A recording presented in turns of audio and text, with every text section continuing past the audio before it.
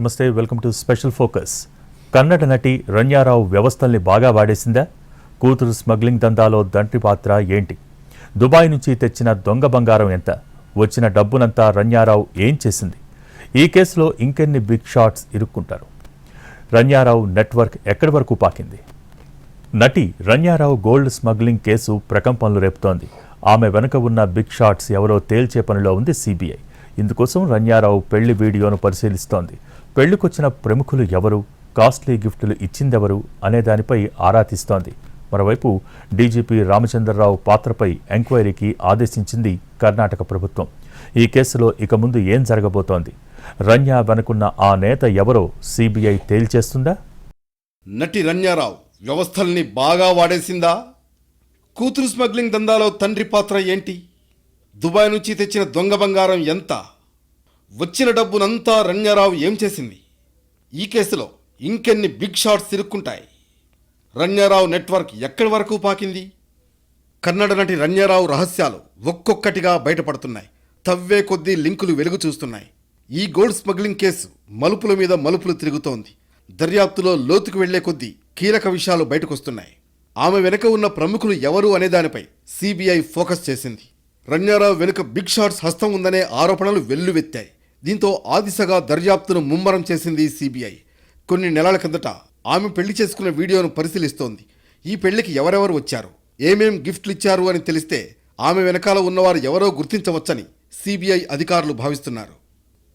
Dubai నుంచి అక్రమంగా బంగారం తీసుకొస్తూ ఈ నెల 3న బెంగళూరు కెంపెగౌడ ఎయిర్పోర్ట్లో డిఆర్ఐ అధికారులకు అడ్డంగా దొరికిపోయింది నటి రణ్యారావు.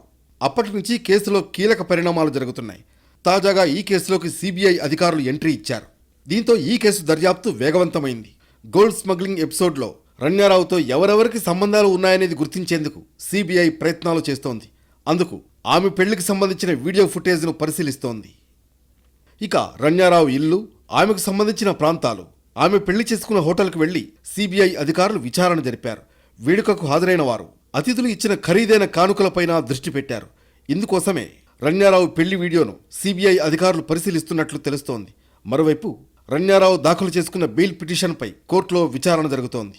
రణ్యారావు బెయిల్పై అభ్యంతరాలను సమర్పించాలని డిఆర్ఐ అధికారులను కోర్టు ఆదేశించింది.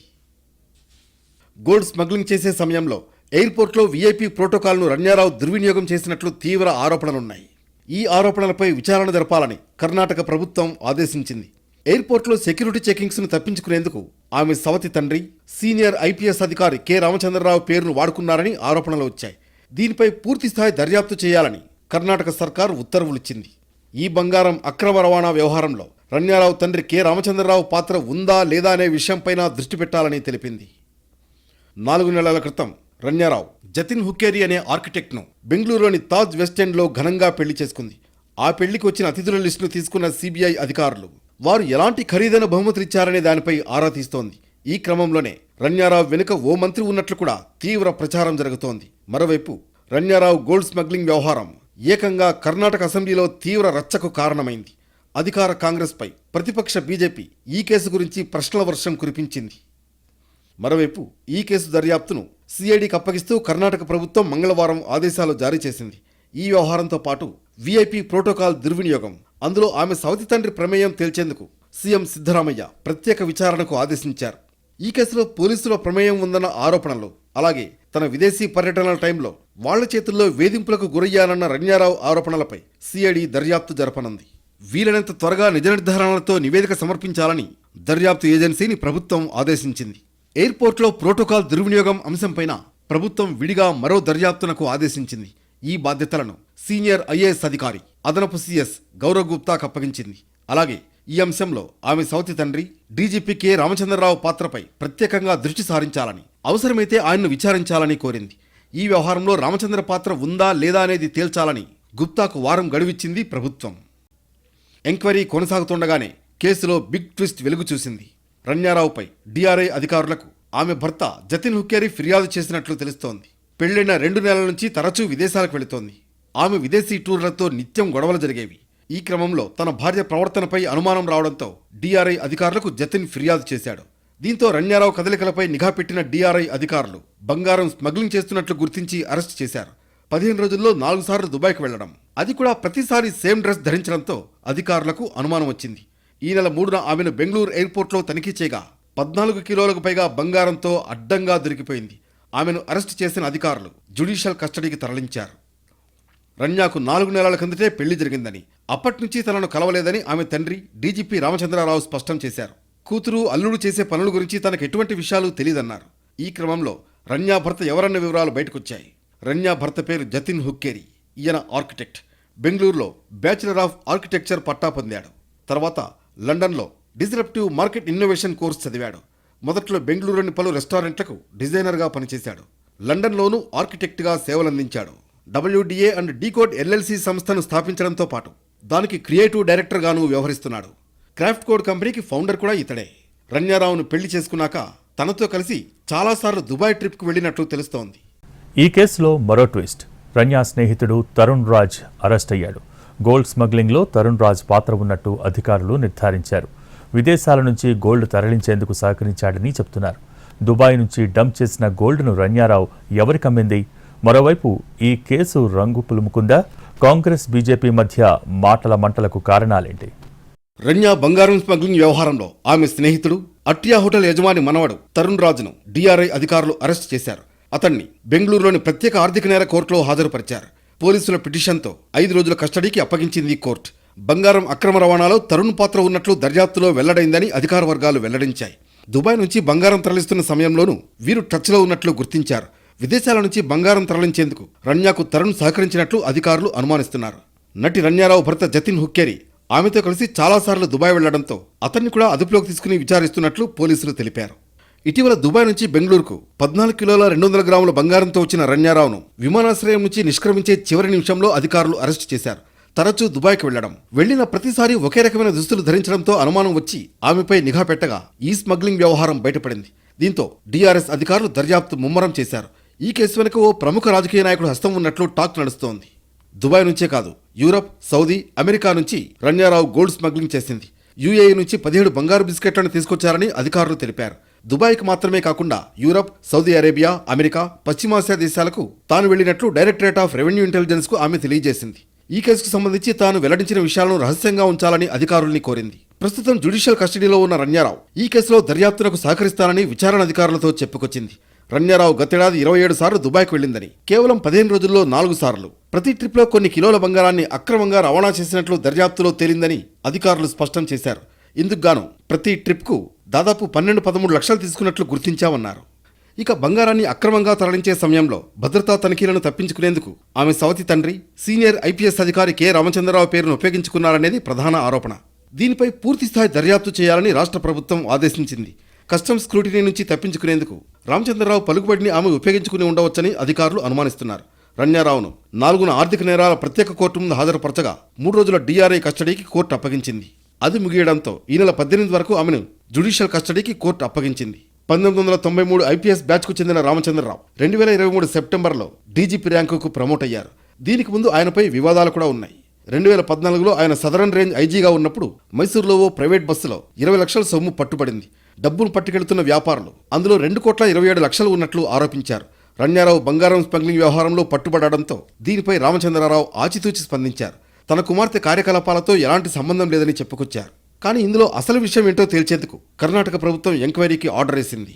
మరోవైపు రన్యారావు DRI అధికారులపై సంచలన ఆరోపణలు చేసింది.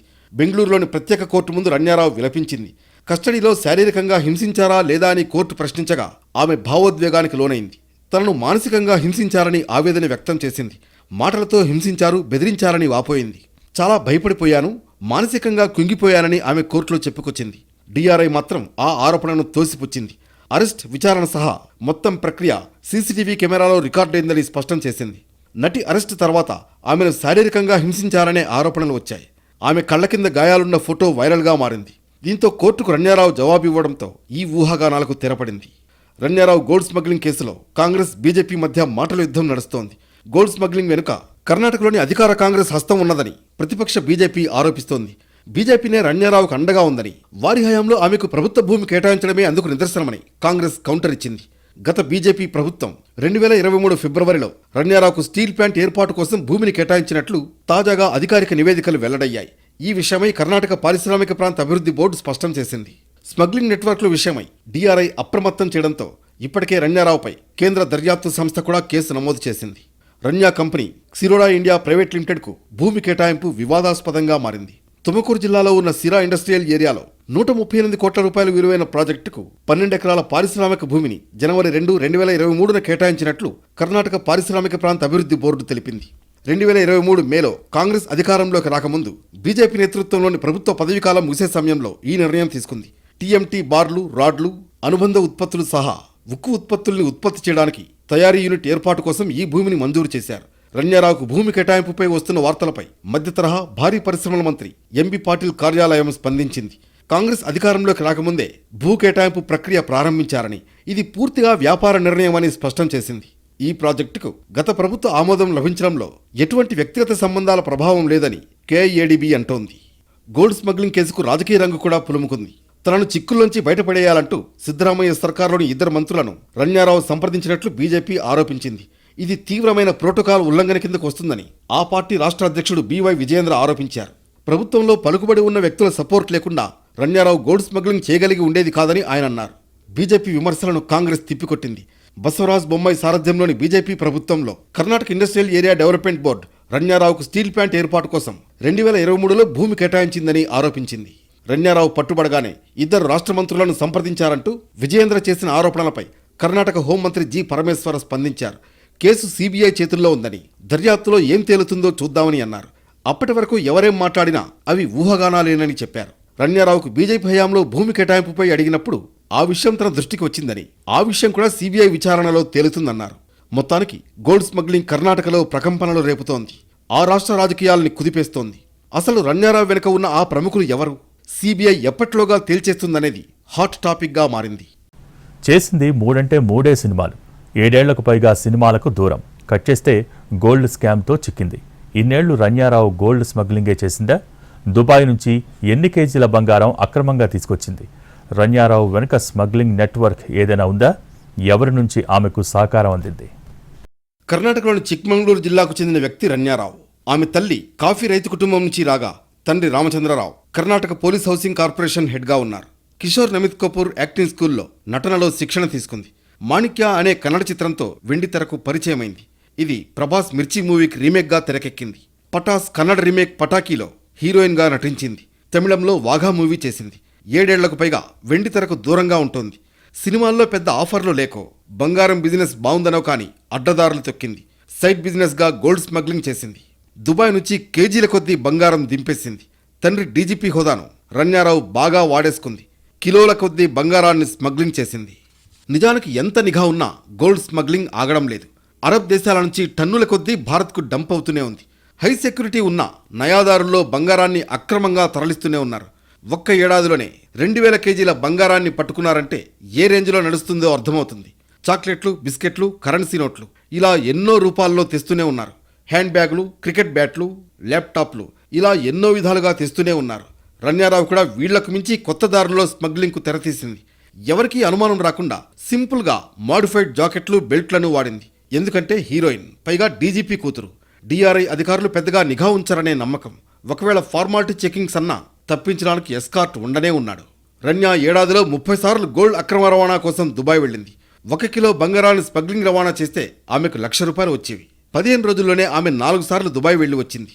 దుబాయ్కు ఒకసారి వెళితే దాదాపు 13 లక్షలు సంపాదించేది. స్మగ్లింగ్ కోసం మాడిఫైడ్ జాకెట్లు, ప్రత్యేక బెల్ట్లను ధరించేదని అధికారులు చెబుతున్నారు. ఇటీవలే దుబాయ్ నుంచి బెంగళూరుకు 14 కిలోల 200 గ్రాముల బంగారంతో వచ్చిన రన్యారావును ఎయిర్పోర్ట్లో అధికారులు అరెస్ట్ చేశారు.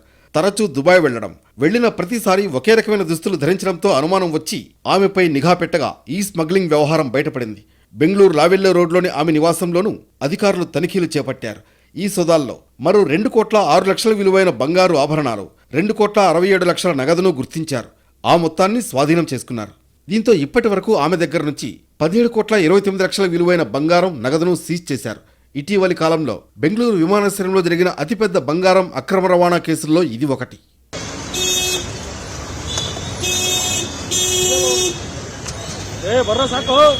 విదేశాల నుంచి బంగారం తీసుకొచ్చేందుకు కొన్ని రూల్స్ ఉన్నాయి. విదేశాల నుంచి బంగారం తీసుకురావడం అక్రమం కాదని కస్టమ్స్ అధికారులు చెబుతున్నారు. కానీ నిర్దేశిత కస్టమ్స్ డ్యూటీ చెల్లించకుండా తీసుకువెళ్లేందుకు ప్రయత్నిస్తే స్మగ్లింగ్గా పరిగణిస్తారు. పురుషులు 20 గ్రాములు, మహిళలు 40 గ్రాములు ఎలాంటి కస్టమ్స్ డ్యూటీ లేకుండా తీసుకురావచ్చు. కానీ కొందరు కస్టమ్స్ డ్యూటీ ఎగ్గొట్టడానికి అక్రమ పద్ధతుల్లో తీసుకొస్తూ ఉంటారు. కొద్ది కాలం అక్కడ ఉండి పావు కిలో నుంచి కిలో వరకు తీసుకొస్తూ ఉంటారు. అలాంటప్పుడు కస్టమ్స్ డ్యూటీ కట్టకపోతే సీజ్ చేస్తారు. కిలోకు మించి తీసుకువస్తే అరెస్టు తప్పదు. రన్యారావు అయితే కిలోల కొద్దీ గోల్డ్ను అక్రమ డంప్ చేసి అడ్డంగా బుక్ అయింది. ఇక డిఆర్ఐ విచారణలో రన్యారావు బోరున విలపించింది. తాను అమాయకురాలినని, ట్రాప్ చేసి స్మగ్లింగ్లో ఇరికించారని చెప్పింది. మెంటల్ ట్రామాలో ఉండిపోయా, ఇందులోకి ఎందుకు వచ్చానో అర్థం కావడం లేదు అంటూ తన లాయర్ల దగ్గర ఏడ్చేసింది. 14 కేజీల బంగారంతో ఎయిర్పోర్ట్లో పట్టుబడ్డ రన్య తరచూ దుబాయే కాకుండా యుఎస్, EU, మిడిల్ ఈస్ట్ వెళ్లి వస్తున్నట్లు గుర్తించారు. ఈ కేసులో వ్యాపారవేత్త తరుణ్ రాజును పోలీసులు అదుపులోకి తీసుకున్నారు. రన్యారావు నుంచి బంగారం కొనుగోలు చేసి తరుణ్ రాజ్ జ్యువెలరీ, హోటల్ వ్యాపారాలు నడుపుతున్నట్లు అధికారులు గుర్తించారు. రన్యారావు కాల్ డేటా ఆధారంగా తరుణ్ రాజును అరెస్ట్ చేశారు. రన్యారావు వెనుక అక్రమ స్మగ్లింగ్ నెట్వర్క్ ఏదైనా ఉందా అనే కోణం నుంచి ఆరా తీస్తున్నారు అధికారులు. ఈ కేసు విచారణకు డిఆర్ఐ సహకారంతో సిబిఐ రంగంలోకి దిగింది. దర్యాప్తులో భాగంగా 2 టీంలను బెంగళూరు, ముంబై విమానాశ్రయాలకు పంపింది. విదేశాల నుంచి బంగారం అక్రమ రవాణాకు సహకరిస్తున్న స్మగ్లర్ల నేషనల్ నెట్వర్క్ను కనిపెట్టడంతో పాటు విమానాశ్రయాల దగ్గర వీరికి ఎవరి నుంచి సహకారం అందుతోందనే విషయాలపై సిబిఐ దర్యాప్తు జరుపుతోంది. కస్టమ్స్, పోలీస్, విమానాశ్రయ అధికారులతో సహా ప్రభుత్వాధికారుల ప్రమేయంపై ఆరా తీస్తోంది. దర్యాప్తు తదుపరి దశలో రన్యారావును సిబిఐ కస్టడీలోకి తీసుకునే అవకాశాలు కూడా ఉన్నాయి. రన్యా గోల్డ్ స్మగ్లింగ్ కేసు రోజుకో మలుపు తిరుగుతోంది. రాజకీయంగా రచ్చరాజేస్తోంది. ఆమె వెనుక ఉన్న ప్రముఖ నాయకుడెవరు అనే దానిపై అధికార విపక్షాల మధ్య టాక్స్ వార్ నడుస్తోంది. ఈ అంశం అసెంబ్లీని సైతం కుదిపేసింది. మరోవైపు సిబిఐ ఎంక్వైరీ స్పీడప్ చేసింది. ఈ కేసులో ఉన్న విఐపి లింకులపై ఆరా తీసింది. ఈ కేసు ఇంకెన్ని మలుపులు తిరుగుతుందో చూడాలి.